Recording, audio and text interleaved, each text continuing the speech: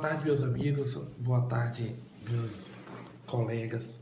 Iremos abordar nessa segunda aula de Direito Eleitoral, tratar sobre, primeiro, o conceito de Direito Eleitoral, as fontes do Direito Eleitoral e os princípios do Direito Eleitoral, certo? Primeiramente, conceituar o que é o Direito Eleitoral. Direito Eleitoral vem do ramo do direito público, certo? Em que visa resguardar, inserir o cidadão no complexo de escolhas de candidatos, em que o cidadão é amparado dentro ali, o direito eleitoral ampara do alistamento até a diplomação dos candidatos.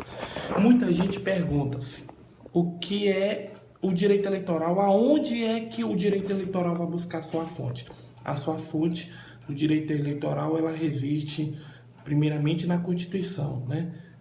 Primeiramente na Constituição Federal, do artigo 14 ao artigo 17 da Constituição Federal e em alguns outros artigos de espaço. Mas a principal fonte na Constituição, para você, aluno, que quer começar o trabalho de direito eleitoral, você vai na Constituição do artigo 14 ao 17. Segundo, as leis eleitorais. Antes da 9.504/97, a cada eleição, senhores, era feita uma lei e regulava aquela eleição.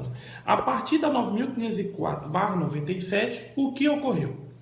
A 9.504, ela instituiu a Lei Geral das Eleições. Ela começou a valer nas eleições de 98, que foi a eleição que escolheu presidente, governador, deputado federal, deputado estadual, senador, e ela começou a partir dali. A partir dali começou a existir a lei.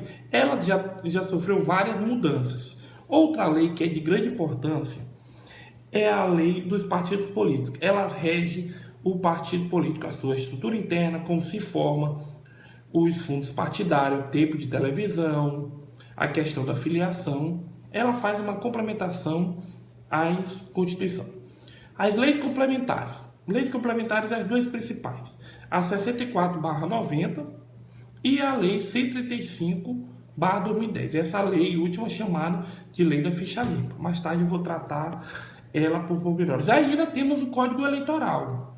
As fontes do direito também podem ser a doutrina, com grandes doutrinadores, de Djalma Pinto, Carlos Eduardo Lora de Oliveira, Zé Antônio Almeida, Rezende, os grandes mestres de direito eleitoral. A jurisprudência dos tribunais, o TSE, o Supremo, o TSE, os tribunais regionais eleitorais. Eu aproveito, e digo assim, você quer advogar nessa área, você tem que prestar atenção em alguns tribunais, eles estão na vanguarda. O Tribunal do Maranhão é de se destacar, o TSE e o Supremo Tribunal Federal. O Tribunal do Rio Grande do Sul é de fácil pesquisa e o Tribunal de Santa Catarina. Rio de Janeiro e São Paulo também são de fácil pesquisas. E as resoluções? As resoluções do TSE, elas disciplinam aquela lacuna que existe. A cada eleição é feito as resoluções. As resoluções tratam calendário, escolha de candidatos, forma de pesquisa, resoluções de propaganda, lacre de urna, alistamento, filiação partidária. Esses são os temas mais predominantes no que se tratam das resoluções do TSE. Temos as súmulas, as duas súmulas que eu costumo citar, que todo aluno deve saber. A súmula 1, que ela caiu um pouco em desuso, que diz que o candidato que estiver com conta rejeitada, ele deverá ter uma liminar. Ele basta protocolar, agora não, mudou. Com o entendimento do recurso adicional 918, você tinha que ter uma liminar até antes do registro. Aí, com a introdução do artigo em que diz que a carta pode ser revista a qualquer tempo, as liminares elas podem ocorrer durante o período de registro até o TSE. Até chegar no TSE, você pode conseguir. Outra súmula também é a súmula 20, em que trata da questão da filiação. Por outros meios de prova, você pode ter filiação partidária. Essa súmula, ela é constantemente usada, até porque quando eu falar de filiação, eu vou falar dos sistemas de informática que fazem para alimentar-se a questão da filiação partidária. As consultas, elas são feitas para os tribunais por partidos políticos, deputados estaduais, deputados federais, senadores, para dirimir alguma dúvida sobre alguma questão de direito eleitoral.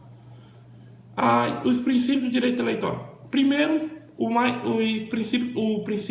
dos principais é o que está no artigo 1º, o princípio republicano, que é o fundamento que consagra uma república federativa, que é formada pela união indissolúvel dos estados, municípios e Distrito Federal. O princípio democrático, que o governo é do povo e para o povo, segundo Abraham Lincoln, que emana do povo, certo? O princípio da soberania popular, é a questão do voto. A soberania popular é o princípio da questão do voto, de quem pode votar, como é que se forma. Outro também é o pluralismo político, que o partido escolhe todas as formas de exercício da soberania e de diferente ideologia. Nós temos mais de 30 partidos no Brasil.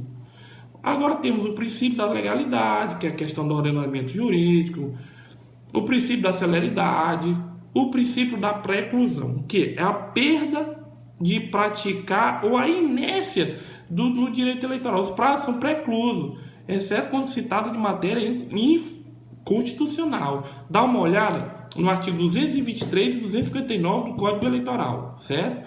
Uma coisa que é bem clara. Hoje, a gente não faz mais a votação em cédula, mas no artigo 49, você poderia impugnar o voto na hora. Se não houvesse a impugnação, ocorria a pré-exclusão. Então o recurso é incabível. É o artigo 149 do Código Eleitoral. O princípio da moralidade eleitoral. O princípio da moralidade ele está esculpido no artigo 14, parágrafo 9º da Constituição Federal. Esse caso aqui, quando vocês quiserem dar uma olhada, ele vai servir do início da lei da ficha limpa, no julgamento clássico, o famoso caso Eurico Miranda, em que a candidatura dele ela foi impugnada porque ele existia vários processos não transitaram em julgado. A partir daí foi a semente para o início da introdução do artigo da lei da ficha limpa. Isso foi nas eleições de 2006, em que o princípio da lisura das eleições. O princípio da lisura das eleições trata-se da questão do abuso de poder político, o princípio do aproveitamento do voto. Mais uma vez, voltando às urnas de cédula. O rapaz botava assim, candidato João Castelo, ele botava só Castelo, aproveitava o voto para Castelo. Ou então ele botava Lobato, Lobby, era o voto para Lobato. É o princípio do aproveitamento do voto. Princípio da celeridade, direito eleitoral, certo? O que é que a gente está esculpindo? Eu cito só um artigo, o artigo 94 e o artigo 16 da 9.504, certo? O princípio que eu também gosto de falar é o princípio da anualidade. O que é o princípio da anualidade? Esculpido na Constituição Federal, no artigo 16, a lei eleitoral ela vai ter validade, no momento da formulação, só vai valer para próximas eleições, um ano antes das eleições, entendeu? De um ano. Princípio da oralidade, princípio da autonomia dos partidos. Artigo 17. É livre a criação dos partidos políticos, fusão, incorporação e edição de partido político, resguardar a soberania nacional, o restante democrático de direitos, o funcionamento e observar os seguintes preceitos. Está no artigo 17.